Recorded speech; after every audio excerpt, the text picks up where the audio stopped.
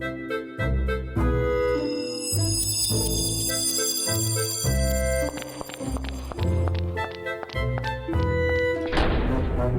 to Puzzling Company, your home for at-home puzzles and mysteries. Here are your hosts, Jared and Zach.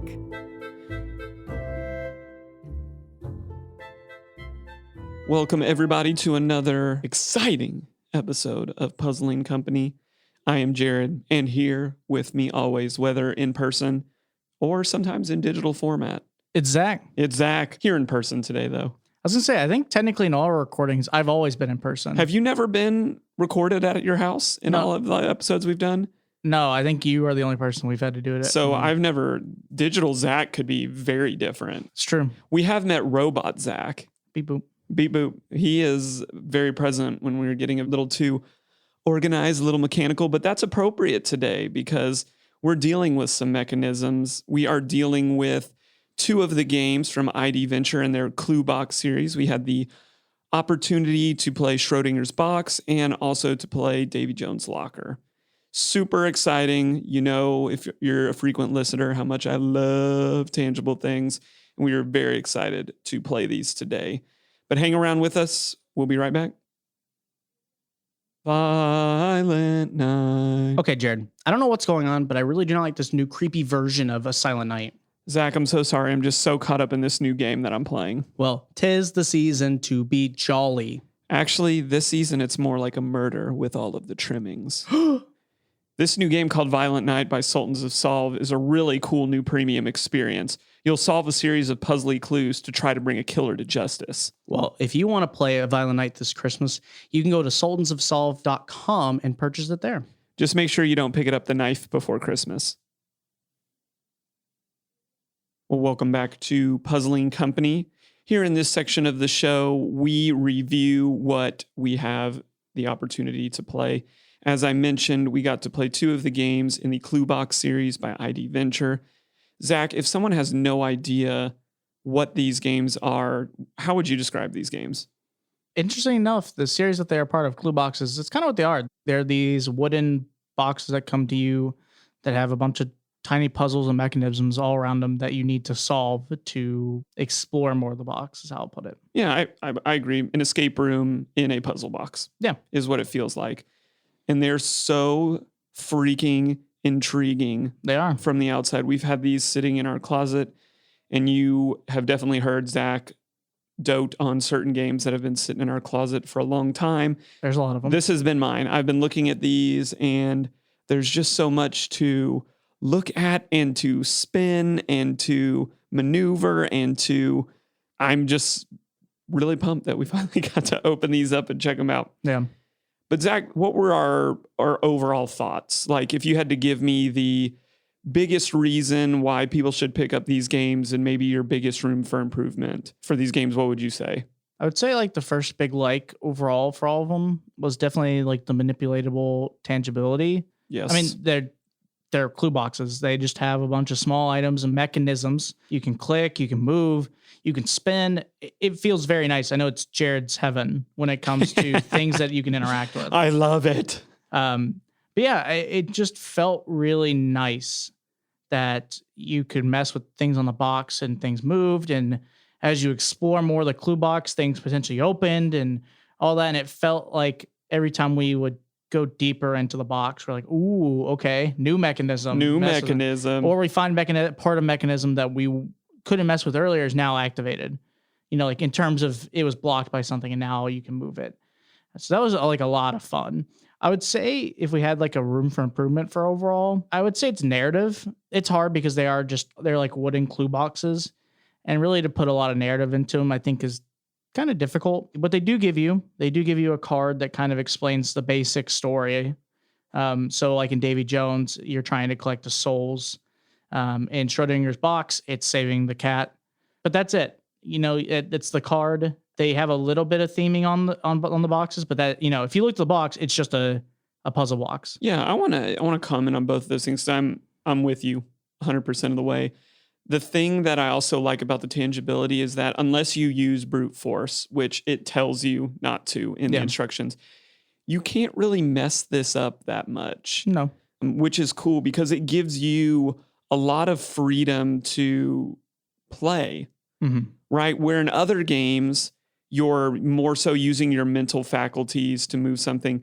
You really get to engage, the tips of your fingers. And I'm sitting here and I'm spinning one of the gears right now.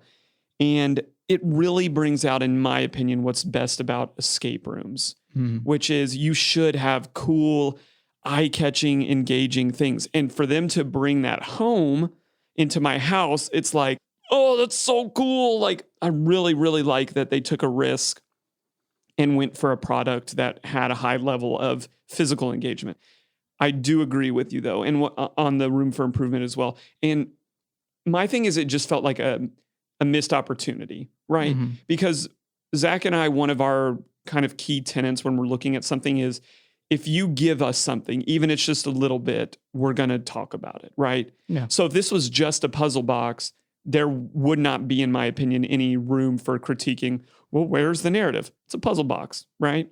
But because you include narrative, especially more so, I would say in Davy Jones than in Schrodinger's, there's this heavy theming. It felt like, especially with a mechanism that's opening up, that's revealing new spaces, there could be more room for narrative, right? To say that there's not, I don't think that's true. Would you agree with that? Yeah, I think they could. Now, I'm not an expert and can tell you how to fix it, right? Or like what you should put it there. But there is available space to potentially tell more, or there is a limited part of I don't want to spoil anything. There's part that involves internet at the end of the game. And I think having maybe more narrative there would be a nice ending. Yeah, cap it off. Yeah, because I think it's going to be hard to put a lot into the actual box itself. But I think putting what you have at the beginning and then maybe making the end bigger in terms of narrative could be cool. I agree. I'm just saying, I think there's room to grow in that dimension. Yeah. And I think players will appreciate that because, as we always talking about, if you include narrative in your game, we want the puzzles and the narrative working together flawlessly to drive the experience. Yeah. This was still really cool, but in my opinion, kind of missing that element. Zach, I want to talk individually about Schrodinger's box versus Davy Jones' locker. We did Schrodinger's box first, but let's walk through what was really great about Schrodinger's. Schrodinger's was very smooth from the beginning. It played smoothly. The mechanisms played smoothly. The level of difficulty felt like it scaled well. It was just a very smooth experience. I enjoyed every part of it. I felt like it was very new player friendly. It had like a good starting point and it kind of helped indicate that if you can find it.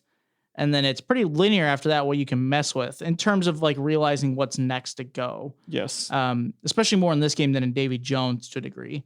But it was smooth. The whole experience felt great. I agree with you. The place that I would say that there's room for improvement is it did just feel like puzzles. Like if it's Schrodinger's box, but they didn't really lean into the cat. They didn't really lean into any part of the story or theming. They just kind of put good puzzles. I really enjoyed the puzzles and the mechanisms. But again, it felt like a narrative miss for me on that front. If I remember correctly, the only time it comes up is at the end. Yes. And at the beginning when you get the note. So really the puzzle box, at least more in Schrodinger's, is a puzzle box. Agreed. And I just, there were so many cool moments. Like there's some cool discovery. There's good interactions. The puzzles are very uniquely, it's well thought out puzzle mapping. It's a great place to start. And if I think that's where everybody should start, in my opinion, with this series is at Schrodinger's box, because Davy Jones, as we kind of transition to talk about that, upped the level of difficulty, in my opinion. But it also did some other cool things that we want to talk about that I thought was really neat. If you don't mind, I'll kick that off, Zach. Go for it. The tangibility and the interactability and the compartments and they upped their game between these two boxes.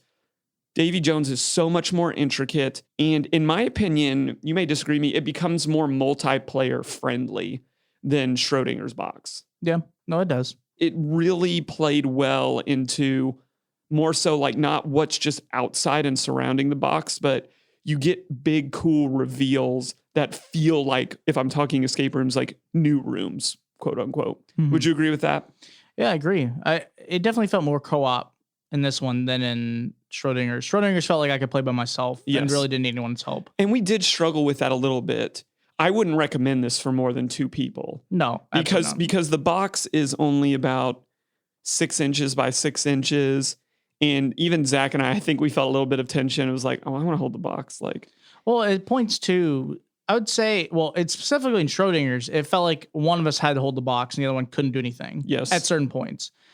At least, like you said, in Davy Jones, it was less of that. They figured some things out, I think, and probably some feedback before that. And it became very much a 2-player game because now all of a sudden, and again, not trying to spoil, there was just, I'll say, more to work with. Yeah.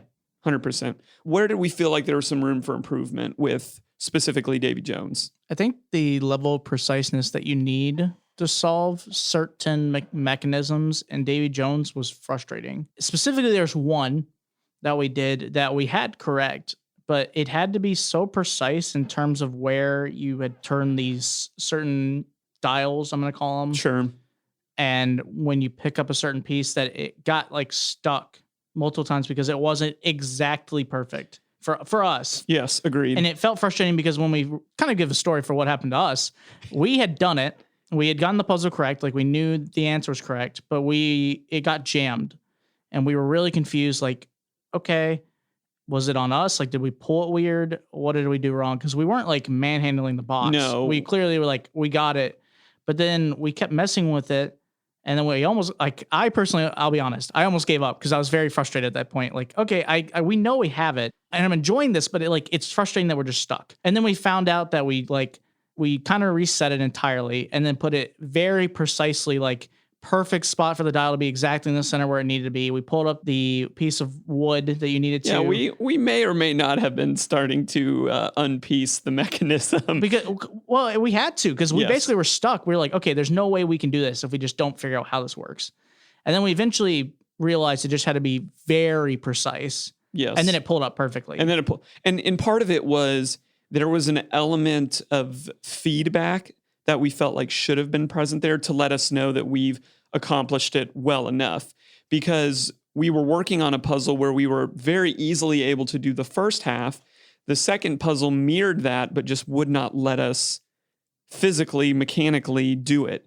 Yeah. So yes, in our, what I would call a deeper meta puzzle, I was not going to give up. I was determined. So Zach took a break, took a breather, and I sort of started taking the box apart. But it was also kind of fun because then there was this level of admiration for the internal mechanisms that were built into this thing. And I was just like, even as a puzzle like designer myself, I was like, how do you think of this? Because how do you think of the mechanics of this? Like in my mind, it's flexing a different level of almost engineering that I just do not possess. So even though that was kind of a rough patch for us, I kind of had fun like solving a puzzle that wasn't intended for us by taking it apart and being like, oh, that's why that's not working. And then we were able to put it back together and keep going after a good little break. Yep. But I agree, it either needed a more area for like a margin of error, or it needed the other part of that puzzle needed more feedback to let us know, oh, you're close, but you're not quite there. Yeah. But overall, I think this is a really unique, I could see this being a great stocking stuffer for Christmas for the puzzle person in your life. I would lose my mind if my wife had one of these in my stockings, but she's already told me that, well, Jared, you can get whatever puzzle you want or purchase whatever puzzle you want. I can't buy you puzzles, which is really disheartening to hear. I can't believe that. The smugness and the sarcasm in your expression right now is glorious. No, Allie's great. Allie's done nothing wrong. It's okay. It's all my fault. It always is. That's correct. It always is. But that's going to wrap us up for our review part of our podcast. Hang out with us. We have Puzzles to the People coming at you next. Solve puzzles, write reviews, win prizes. It's time for Puzzles to the People. Zach, I just got your Christmas card in the mail. It was a coupon for bedtime stories. Yes. Aren't you excited? Are you reading the bedtime stories like in a chair next to my bed? Is that what that is? Yes, because I actually just recently purchased the premium experience from Enigma Fellowship. It's called The Magical Tale. It's a handmade wooden book that covers a whimsical fairy tale in it. Well, Zach, is it just narrative? Because you know I love puzzling as well. Well, Enigma Fellowship knows you really well because in this story, you're going to have to solve puzzles to help Baron von Puffington III find his missing tail. Okay, I'm good with this gift. Thank you. But can you just make sure to leave my nightlight on when you're done? Well, the great thing about this story is that the light that it's going to leave in your heart will glow the whole room. You won't need that nightlight anymore. If you're interested in picking up the magical tale, head on over to enigmafellowship.com and pick it up for the holidays. Well, welcome back to Puzzling Company. We are now in the second section. That is Puzzles to the People. In this section, it's a little crazy. Jared will present a topic to me that involves or kind of revolves around the game that we're discussing or the type of game or the industry as a whole. Or sometimes we cover different comments that people leave about the game or like reviews on their websites as well as like on Amazon, stuff like that. But it's really on Jared to kind of just surprise me with whatever he has for this week. Jared, what do you got this week? Today, I want to talk about what I would call an adjacent industry or interest, actually something that predates the games that we primarily talk about on the show. We've used the term a lot during the first section, but I want to talk about puzzle boxes. Okay. And I don't want to dig so much into the history, but I want to have a discussion with you about what is our world borrowing from them? What are they not borrowing from them? And really just kind of have an open forum for the intersection of those two worlds. This will be interesting. I do not have pretty much any experience in the puzzle box world. Yes, mine is very limited, Yeah. I will say. But one thing that I don't know if some of our viewers know is kind of how Zach and I split up our responsibilities. I do most of the research for what we should play, and then Zach signs off. He's like, yeah, I think that would be good. And that's kind of how our process works, is I present, I research, and Zach gives his nod, and we go for it. I've spent a lot of time looking at a lot of different puzzle boxes, but I've been hesitant to reach out to a lot of creators because a lot of what we do is narrative, right? A lot of what we do in narrative. But historically, unless puzzle boxes are put into a narrative, puzzle boxes by themselves do not have that. No. Is that a bad thing in your opinion? No. Why not? I think if you're just wanting to do puzzles, that's fine.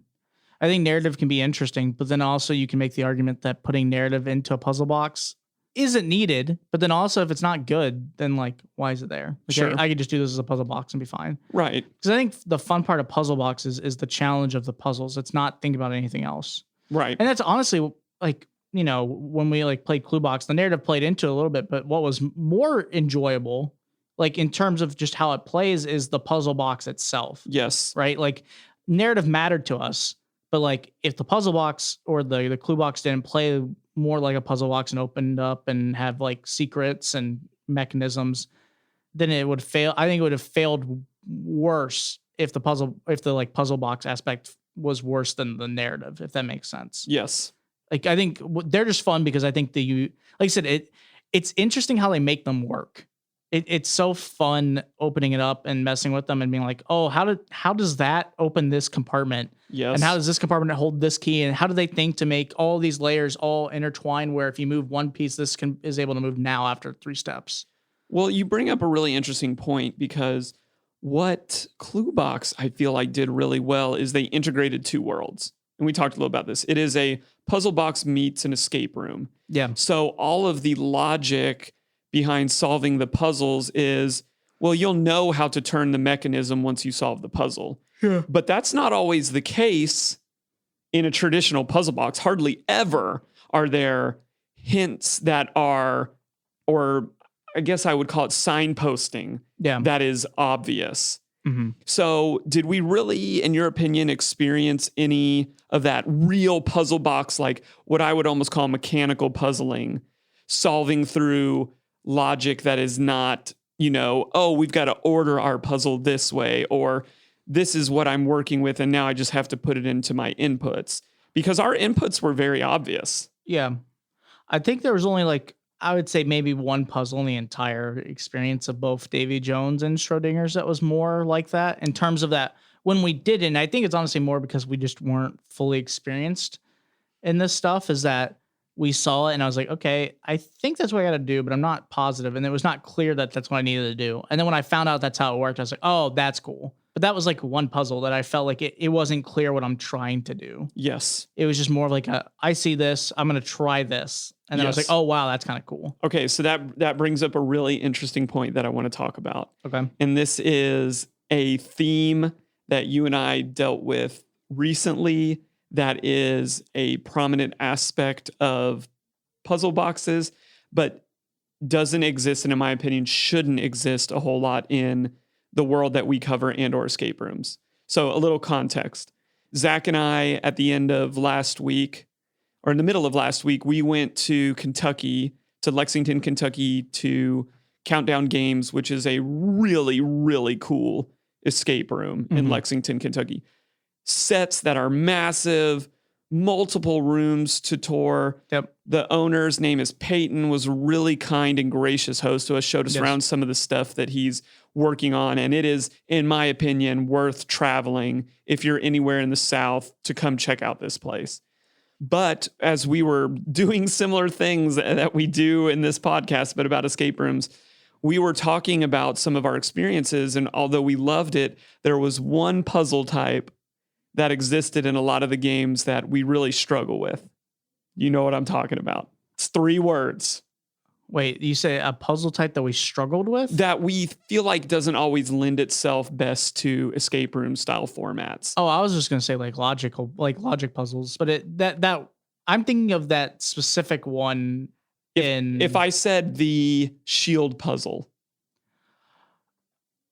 okay, I don't know what word you're trying to use, but I know what you're talking about. yes, I'm talking about guess and check. Oh yeah, okay, yeah. Guess and check puzzles in an escape room are something. Yes, we ran into a couple puzzles there that, especially because of a time limit, Yes.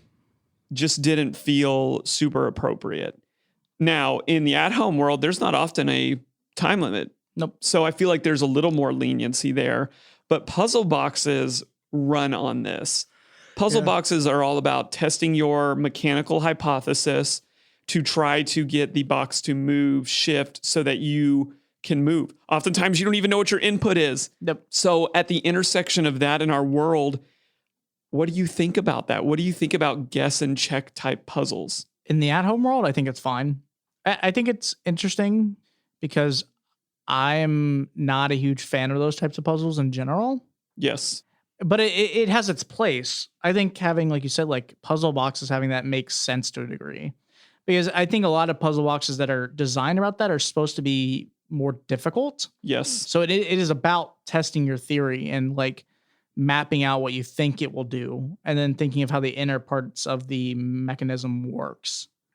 So I think it's fair in those spots, but like in an escape room, like not my thing. Definitely doesn't feel like the greatest thing, especially when you have a timer. Yes. I think in like the at-home mystery style games, I think it could be fine, but I think it has to come with something that makes it worth doing that style puzzle.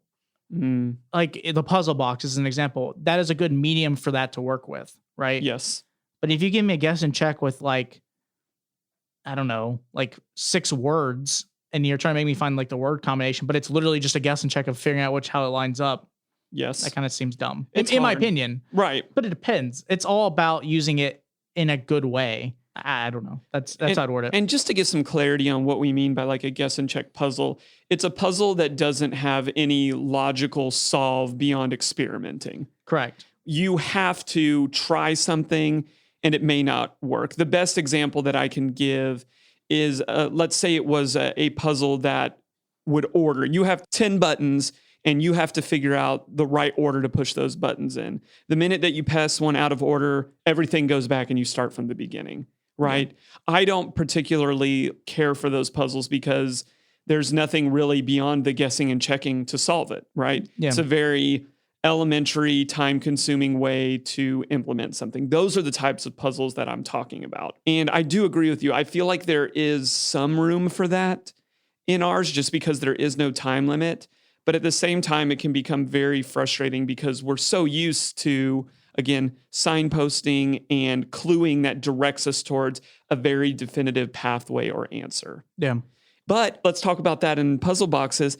That's what it's all about. Yeah. That is so much, because we always joke about, like, if you knew the answers to an at-home puzzle or mystery box or escape room, you could escape in 5 minutes. Yeah. If you knew how to do a puzzle box, most of them you could escape them in 30 seconds. Yep. Boop, boop, move this, slide this, twist this, boop. Oh, there's the inside. But what's hilarious about puzzle boxes is the inverse is true. It takes longer to do a traditionally difficult puzzle box, because you are literally guessing at the creator's design. And there's hints and there's a little bit of cluing, but you have to be so in tune with the mechanics of what you're messing with. Yeah. Are you familiar with Chris Ramsey? Yes. I was actually, when you talked about all this, I was like, yeah, I've seen enough Chris Ramsey videos to understand a puzzle box. If you don't watch Chris Ramsey's channel, he is a magician that has a great series on him solving puzzle boxes. And a lot of them are fun, because I know we feel like we spend a lot of money in our world. Puzzle box people are on a different platform in terms of spending money and how much they cost per day. One of his videos, he pays more for a puzzle box than we do. I think we've paid a good bit of money for the things we have in a year. Yeah, but I mean, I've seen a few videos where it's like $200,000 puzzle box opening, or $20,000. It's like, okay, yeah, clearly what we've bought in a year, he hasn't one episode. The value of what our wonderful creators have sent us versus the $10,000 puzzle box. But here's what I'll say: I'm gonna diss. Oh, that $10,000 puzzle box looks sick. Don't get me wrong. Oh, it looks amazing. But I'll take our content over that. Again, it's what you want, because I think of puzzle boxes as the mechanical version of a Sudoku, a crossword puzzle. There is no narrative. Sometimes there's some theming, but there's not often a story that you're unfolding when you're doing that. But it's just super fascinating me to see all of these facets move towards the world that we cover, which is at-home puzzles and mysteries, and have some form of narrative or some form of theming. And again, you see this more in the Davy Jones game, and you feel it more, and it really has started coming together. So I'm super excited to get to play Nautilus at some point, because I think they're somehow packing more into these small boxes. Yeah. I'm just super impressed with the whole production. It gives me hope for Spectre and Vox when we get to put that wooden bad boy together. And then there's some other cool, I think what's that other company? I think it's called Escape Welt, another German-based company that does, if you've ever seen The Pyramid, a cool game that they have, a company that we're hopefully going to work with in the future as well. But yeah, I just love talking about where we're intersecting. We're going to have some episodes next year where we're talking about the intersection of jigsaw puzzles. We talked about that a little bit with one of the games, but on like a bigger scale next year. It is so fun to see all of these worlds clashing and colliding, and we just couldn't miss the opportunity to talk about them. Mm-hmm. But again, if you're into puzzle boxes, definitely check out Chris Ramsey's channel. It is some really cool stuff, some really creative, mechanically minded creators that he gets to work with and show. And honestly, it was way more fun to watch somebody solve a puzzle box than an at-home puzzle or mystery box, in my opinion. So then you spin the cipher wheel this way, and yeah, we joke around about what our YouTube channel would look like. And I don't know, maybe one day. Yeah. Well, that's going to wrap us up for our middle section here today. We've got questions for creators coming at you next. There are some awesome people who make the puzzles we love to solve. This is Questions for Creators. Zach, I'm so sorry to hear about the robbery at your house last night. Are you okay? I'm fine. But Jared, literally no one broke into my house last night. But I do feel a little upset because you did stand me up for game night. Okay. Your text literally reads, "break in tonight!" ! Jared, that's literally the name of the game. It's a really cool new concept where you're trying to solve puzzles to break into the game instead of out of it. All of their games follow really cool narratives about real life places. We really should have people check it out in our show notes to get details on where they can pick up this game. So it's called Break In? Yes, it's breaking in, not breaking out. I'm sorry. It's okay.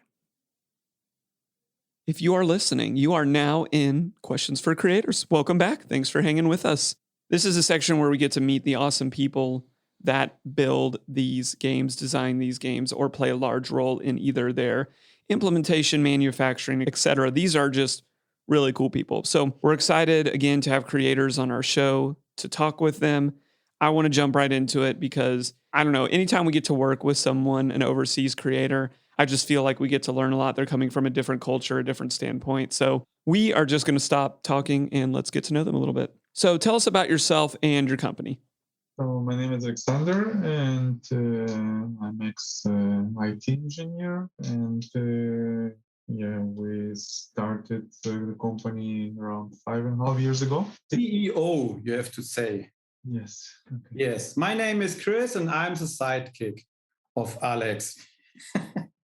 So we started initially, the idea was as a platform for creation of the games, of escape games. We established the platform, so it's still available on our site. But unfortunately, when we build it, we discovered that people don't want to create content themselves. They want to have content created. And we always were creating in the past games for kids and adults, kind of escape games at home. So initially we wanted to enable other people to do it, but as they did not want to do it, we started to create it themselves. And we started with kids games, like pirate games, Alice game. That was our first product. And then we moved actually to adults game. And the first game we created was the Sherlock game. So the idea was always at the very beginning is to enable people to play things at home. It doesn't matter which kind of puzzle games, but it was always to be at home. And because not always people can go somewhere else, or escape rooms numbers are limited. Actually, we started when escape rooms were just also at the beginning of creation, maybe a bit more advanced than games at home, but that's how it all started.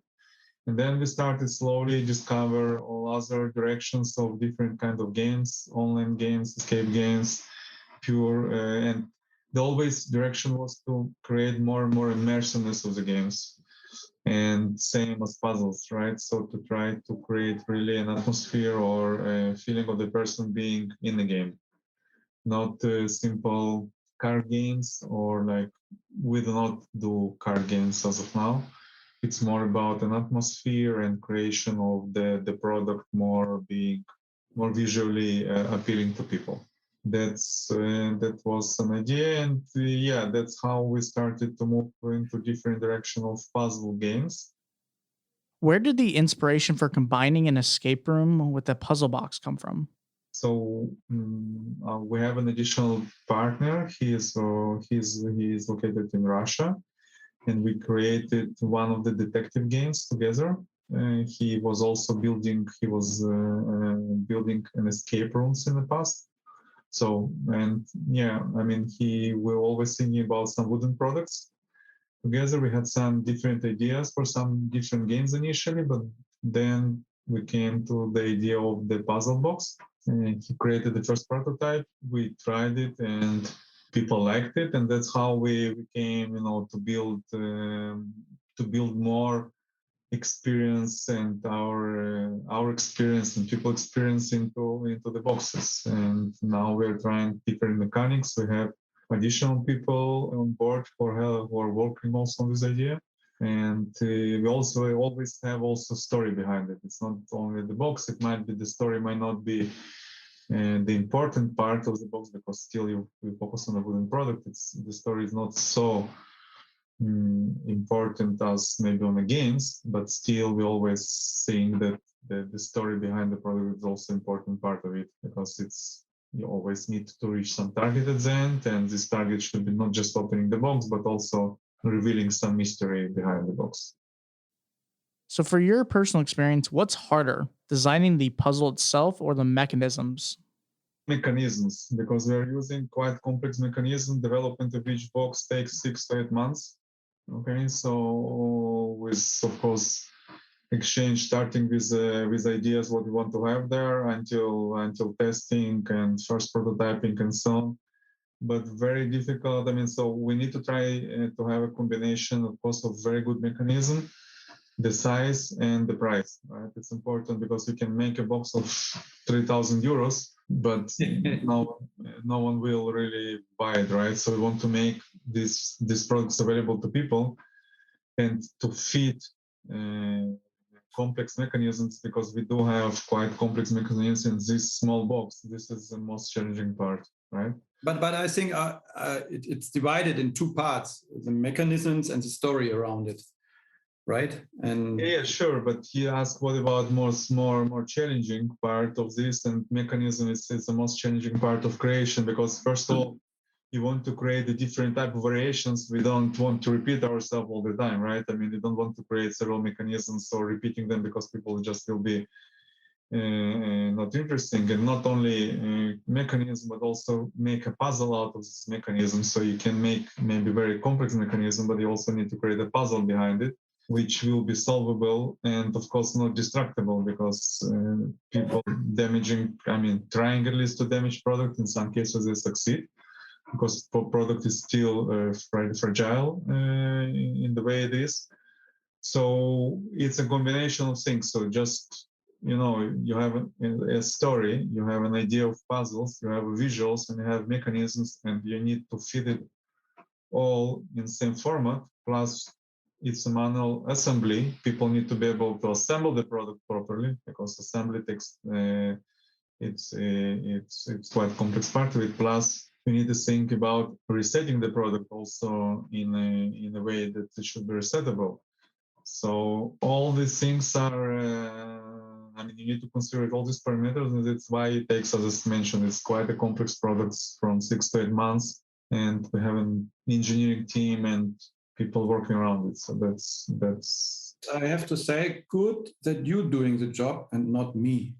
You need a lot of patience and a lot of tries and so on, because that's really. We always try to do something new. Whenever we don't try to repeat ourselves, to do simple things, and just we don't copy other stuff. We never, I personally never play against of competitors, just because of the reasons that I don't want to have in my mind something that I might copy from them. I might, copy some general ideas because I've seen it somewhere or in a movie or something. But I personally never play competitors' products, not to have in my brain copying.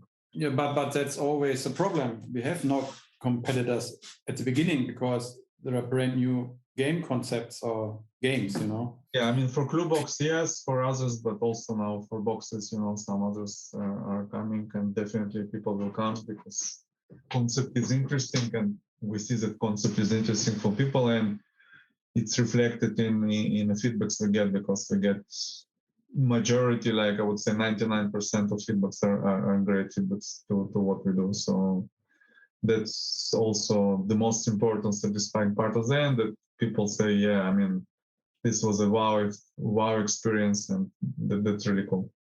What is harder to design, puzzles or mechanisms? Both. Because our mechanisms are puzzles, so you need always to combine. When you create a mechanism, you need to think what kind of puzzle can do out of it. You can do super complex mechanisms which will not be open. We had several already. We did a mechanism, but at the end we just saw that people were not able to do it, or it will be super complex. And you can put a key on one side, then on another side, on the fourth side, and then you need to do some additional actions. But you will not be able to explain to people in the way of the hint or something what to do there. So that's also an important part of the creation. And testing. That's because in the beginning I didn't see anything, and he came up and said, "Okay, that's a prototype. Play it." And he directly sitting beneath me, and pushing, watching his hand, and say, "Go!" Unbelievable. That's no pressure. No pressure. Hurry up! Come on. How fast you can do it? That's true. Because we also need to measure time and to see, that if you're being stuck somewhere for a longer time, because we also want to make it a bit, more ticking, more dynamic experience. That's why in the new box we created, the last one which released, Nautilus, you have more puzzles which are, which can be done in parallel and dynamically, more physically, technically, more being performed faster, but more steps to do, rather than having in the previous box we have, for example, one puzzle which takes much longer. It depends what people prefer. Some people prefer one type, and other people prefer another type, but we're always trying to combine such things. Yeah, that's right. Talk to us a little bit about the future. We know that you just had a successfully funded Kickstarter for your Nautilus box. Are we expecting more boxes? Anything that you can tell us about the future within this series that you have going on?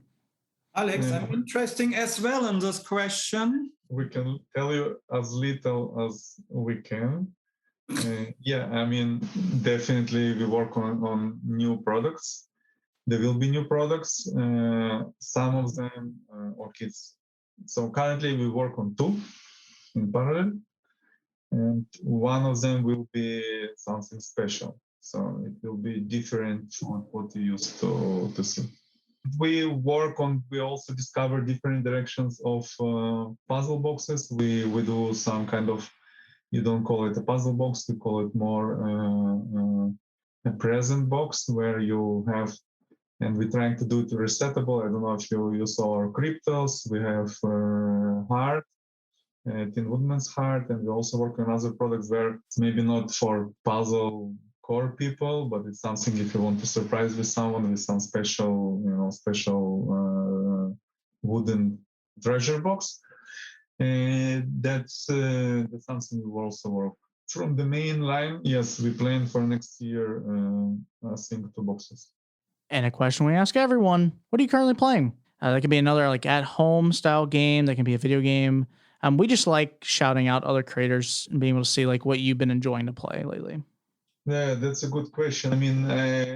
We play other games. For example, we play recently with Chris Unmatched, but this is different type of game. This is completely not puzzle games.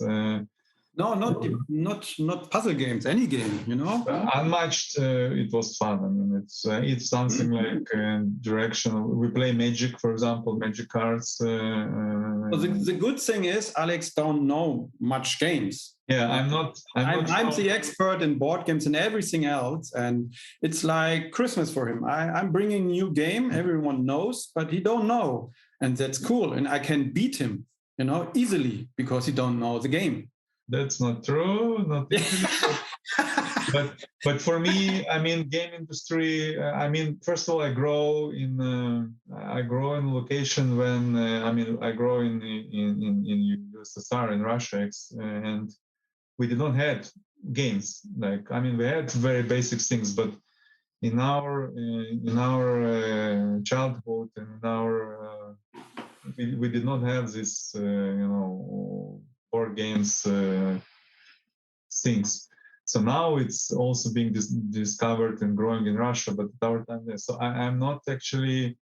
We always tried to create something right ourselves because we didn't have anything else. And that's how all this born. It's more inspired by movies, more inspired by books and other things. And indeed, I'm discovering now new type of games with Chris because he is like in this industry a very long time, and I'm really newbie here. I do like more competitor games because I like to beat him as well. But we from puzzling games. I always played also small puzzles. Like I don't know if you know these puzzles when you need to open a bottle, or when there's some wooden puzzles as well where you need to open and take a wine bottle and so on. From new ones, as I said, maybe Chris is a better person to say it. I know what you want to play, so if I have a new game I want to try, we try it. That's a good thing. He's interested in everything. So unfortunately, we never played strip poker, Alex. But I think it's a good thing that we never played it together. That's a good thing. Yes. But what to recommend to people? If people are really puzzle things, what I saw actually, sometimes I just check the shops which are selling our products, and I saw, for example, on different puzzle shops, beautiful, like also different wooden puzzles as well. I did not try them, but visually it looks nice. And I was in Art of Play. There is a shop in US which are having beautiful like cards and different models and so on. What I also do like is, for example, doing models. I was always doing models, and you have nice models to do as well, right? This is also kind of puzzle to make. You mean if you take 3 sticks, glue it together, and say it's a car? something like this, but more complex. So I'm still building my wooden ship for last 10 years and still do not finish it. But That's so interesting. there's a thousand of things, but I do, I mean, from competitors, if you like competitors games, Unmatched and Magic, and from puzzling, as I said, puzzle I don't play on purpose, so it's really, I'm not really the right person to recommend here. Thank you, Alex. I play everything. Since 40 years, I'm playing everything on the market, board games, video games, everything. So as I said, that's pretty cool because Alex don't know the games and I can take my old games I like. And Settler from Catan, you know already, right? He never played it. So it's fun, you know. I never played it, right? Yes, I know. So that's fun to play the games with him. And all the Euro, yeah, sure. German board games, of course, Euro-style board games, everything. Game of the year, and yes, that's my world. So we are happy that the people like our products. That's cool. We see all over the world, from Japan to America to Canada, everywhere. We have the same reactions. The people like it, and that's pretty important for us. That the people are pleased with our products and not angry because it's broken or something like this. No, the quality is good. They have fun. It's a journey for them to play the games, and that's pretty nice. Yeah, to tell you where the American people can buy our products, Alex said it, Art of Play, it's a shop. And we have on Amazon as well, Amazon US, you can buy the boxes. And that's, I think, the biggest point where you can get the games. In Canada, it's Mr. Puzzle, right? Mr. Puzzle, right, in Canada, right. So we work, I mean, it's also actually for us, I know that Mr. Puzzle, for example, they kind of a known place for Art of Plays are known places for good puzzles, and we're actually pleased that we are in this portfolio. And we also had quite big bloggers reviewing our products, giving good feedback. So yeah, the most important, that at the end your product is creating fun, and it's people are pleased with what you do. So let's give you get a good feedback. That's really important. Otherwise, if you spend 1 year on something and people say it's a bad stuff, yeah, I mean it's really frustrating. But in this case, yeah, I mean we are pleased with the results. We just want to say thank you so much for coming on the show. Pleasure having you. Thank you so much for sending us your product for review. We really appreciate it, and we really enjoyed getting to play through it. Thank you. If you're interested in picking up a clue box, you can find them on Amazon. You can also go to Idventure.de. There is an English section of the website where you can pick one of these up as well. And Nautilus Box should soon be coming to Amazon as well, as soon as the Kickstarter is fulfilled and they ramp up their production. So a lot of great opportunities to get to check these out. Again, I personally think this would be a great stocking stuffer. And yeah, be kind to someone this Christmas. Give them a puzzle gift. They would really enjoy that. Zach, how can people help us out on our Puzzling Company podcast journey? Yeah, so you can do a few different things. The first thing you can do is you can actually go to wherever you listen to this podcast, if that's Spotify, iTunes, Stitcher, Google, wherever, and you can go there and you can leave us a 5-star review. Just leave a comment telling us how much you've been enjoying the show, stuff like that. You can also go and follow us on our social medias. You can go to Instagram @Puzzling Company or our Facebook @Puzzling Company. Comment there, talk to us. You can send us DMs to both of us through there, and we can have a good chat about some games. Right on. So, Zach, where are we going? Jared, no, stop. I'm tired of this, okay? You do this to me every week, and half the time I don't know where we're going next. So I'm just going to ask you, Jared, where are we going next week? Have you ever been to Minnesota? No. Well, there is a great company up in Minnesota called Trapped Puzzle Rooms. Okay. And they have been kind enough to send us one of their at-home games called Taco Tuesday. That's right, TWOSDAY. But why is there the number 2 in it? Well, I guess you're going to have to wait till next week. Okay. For Jared and Zach, this is Puzzling Company. See you guys. Thanks for listening. Find us on social media @Puzzling Company and online at puzzlingcompany.com. Check back weekly for new episodes. Until next time, keep puzzling.